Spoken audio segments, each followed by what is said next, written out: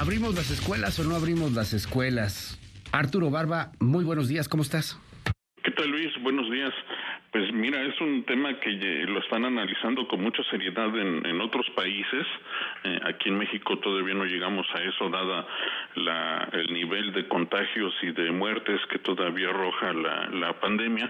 Pero hay que analizar un poco los esfuerzos y los ejercicios que se están llevando a cabo en otras partes del mundo. Y gracias a esos avances que se tienen en esos países, nosotros podíamos aprender un poco de lo que se tendría y se podría hacer para poder reabrir las escuelas. En primer lugar, los niños afortunadamente no tienen una gran cantidad de infección por el coronavirus, son 3 veces menos susceptibles a la infección, son más propensos a ser asintomáticos y son menos proclives a ser hospitalizados y por supuesto a morir. Sin embargo, lo que sí pueden hacer los niños es transmitir el virus, es decir, se infectan, aunque no desarrollan la enfermedad en niveles graves, se infectan y lo pueden dispersar. Y así es como puede ocurrir la infección de sus padres, por supuesto, y también de sus profesores. En Suecia, por ejemplo, se hizo un estudio para medir aquellos estudiantes de secundaria, por ejemplo, allá en Suecia todavía los estudiantes de secundaria a principios de la pandemia acudían a clases presenciales, los estudiantes de bachillerato no, lo hacían en línea. Y resulta que el 17% de los contagios entre profesores de estudiantes de secundaria presenciales se infectaron más que los estudiantes de bachillerato. Y esto hay que pensarlo con mucho detenimiento. Esto implica llevar a cabo muchas actividades distintas, algunas transformaciones de las instalaciones de las escuelas, si es que se quiere reabrir. ¿Por qué, Luis? Porque, por un lado, si bien es cierto que ya estamos en plena vacunación, aunque viene a cuentagotas a nuestro país, hay que considerar que por un lado las nuevas variantes y las nuevas cepas del coronavirus no son susceptibles a la protección de las vacunas. Y por otro lado, no se sabe cuánto tiempo las vacunas otorgan protección a las personas. Esto implica que las medidas de seguridad se van a tener que mantener aunque ya la mayoría de la población esté vacunada. Y por otro lado, si se quiere realmente tener un mayor nivel de inmunidad, se tiene que vacunar a los niños y a las niñas. Y esto no se ha aprobado todavía, Luis, ninguna vacuna se ha aprobado en menores de 16 años. Por eso algunas de las grandes farmacéuticas ya están empezando a desarrollar los ensayos clínicos para probar las vacunas tanto en niñas y niños. Y el objetivo no es solo inmunizarlos, porque éticamente así se debe ser, sino también para proteger al resto de las personas. Pero bueno, dentro de las escuelas se necesita una infraestructura adaptada para realizar las pruebas rápidas generalizadas en las instalaciones escolares. Esas pruebas que jamás se han llevado a cabo en nuestro país se tienen que hacer en las escuelas. Así se está haciendo en Suecia y en varios países europeos. También en países asiáticos como Japón, Taiwán y Singapur. Se debe garantizar que las niñas y los niños vayan y regresen a la escuela de forma segura. Esto es prácticamente imposible en nuestro país, porque para eso se requeriría transporte privado. Y en nuestro país, en el transporte público, no se tiene ni sana distancia ni buena ventilación. También se deben de establecer medidas de seguridad para limitar al máximo el movimiento de los alumnos y que no se mezclen entre sí. El número de alumnos tiene que reducirse, se tiene que tener distanciamiento físico y también el uso de cubrebocas, que en nuestro país no es obligatorio ni generalizado. En fin, también se requieren desinfectantes y poderse lavar las manos constantemente. En nuestro país, el 23%, Luis, de las escuelas públicas de nivel básico no cuentan con agua potable. Entonces, son varios aspectos que no podemos llevar a cabo en nuestro país para poder reabrir las escuelas.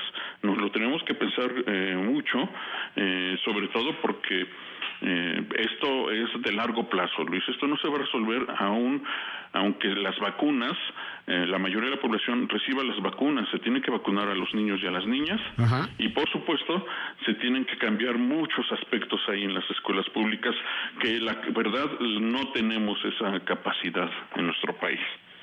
Arturo, rápidamente, el presidente señaló hace un momento el tema de las temperaturas de las vacunas. Yo quisiera preguntarte tu opinión. Primero, escuchemos rápido lo que dijo el presidente. Claro. Lamentable realidad de tener en México medios de comunicación. No, perdóneme. El presidente de la República dijo hace un momento el tema sobre las vacunas y sobre la temperatura de las mismas. Sí, tendremos por ahí el audio. Ahí está.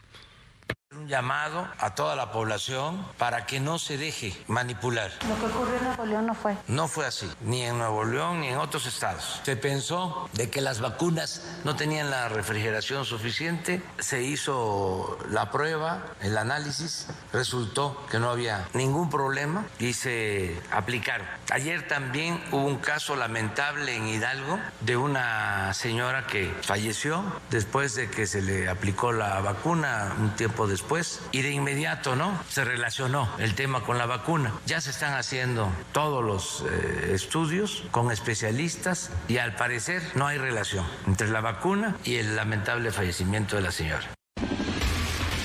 Bueno, ahí se refiere todavía también al tema de la señora que fallece. A ver, Sinovac son las que se ha quejado Tamaulipas de más de 20,000 dosis que llegaron a otra refrigeración y de plano las regresaron, no las quieren, no se las van a poner. Y lo mismo pasó con el caso de Nuevo León, en donde el secretario de Salud señaló que, de hecho lo dijo en este espacio, que ni él se pondría esa vacuna y que tampoco permitiría que se le pusiera a nadie en la población. Nos dijo también el secretario de Salud, Arturo, hace unos días, que de Nuevo León, que el gobierno, que según el gobierno la vacuna de Sinovac te aguanta varios días a 25 grados centígrados, o sea, un cambio de temperatura brutal. ¿Hay datos reales de esto o se pueden consultar? No, Luis, lamentablemente no se tienen datos precisos de qué es lo que puede ocasionar una vacuna que no se preserva de manera adecuada. En el menor de los casos no es efectiva, pero no sabemos realmente qué efectos secundarios puede generar en aquellas personas que se lo apliquen. Yo tampoco me aplicaría una vacuna que se pudiera mantener varios días si no se conserva en condiciones óptimas de refrigeración. Yo no sé, en caso de la de Pfizer, que se necesita ultracongelación, cómo ha ocurrido esta situación. Pero bueno, supongo yo que en el menor de los casos no es efectiva la vacuna. Hay que recordar, Luis, que en este caso las vacunas son vacunas, digamos, genéticas, que utilizan el ADN el ARN del coronavirus de la proteína espiga para generar una respuesta inmune. Esto, en caso de que se degrade por falta de temperatura adecuada, no implicaría, en teoría, que tenga efectos secundarios graves. Simple y sencillamente se inactiva la vacuna. Entonces, bueno, se deberían de hacer estudios realmente serios para analizar con ensayos clínicos con personas o con animales para ver los efectos secundarios en caso de aplicarse vacunas que no se preservan. Ahora, es imperdonable que pasen varios días y que no se mantengan en la temperatura adecuada. Esto siempre se ha sabido, siempre se ha hecho desde hace años con cualquier tipo de vacuna. Esto es imperdonable. No se puede seguir permitiendo que se mantengan así. Desperdiciar algo tan preciado como las vacunas contra COVID-19, eso sí es un grave error. No sé si del gobierno federal o de los gobiernos locales, ¿no? Pero debería de tenerse muchísimo más cuidado con esto. Gracias, Arturo Barba. Te seguimos en tus redes. ¿Cuáles son? @Abanaf y por supuesto hoy en su tinta y en MBS Noticias. Escuche esto. Gracias, Arturo. Hasta luego.